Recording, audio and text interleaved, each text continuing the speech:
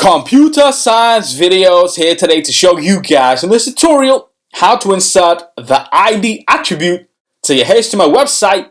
Without further ado, let us start the video. So in this tutorial, you need to have access to a Mac computer and the application, which is Sublime Text, or we can have other text editors.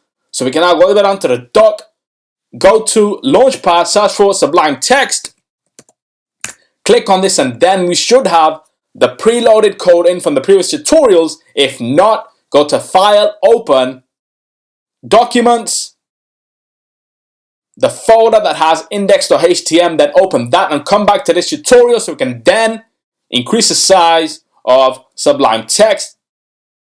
And now we are ready to start working on the ID attributes. In the previous tutorial, we did look at the class attributes, so now we can rearrange and change names from class to ID. We can cancel out two div tags as we are no longer working with them. We are only focused on div class, which we need to change to ID. So div class can be changed to div ID.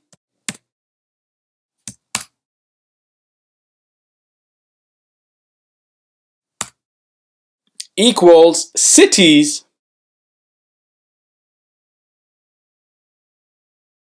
and then we can go to style.css and change .cities to hashtag cities. Command S to save.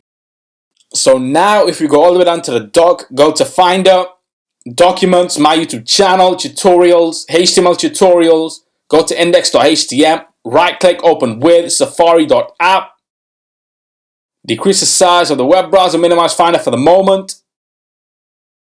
decrease the size of Sublime Text so we can then see both windows at the same time and then work on both windows simultaneously. So now we have a website controlled by the ID attribute.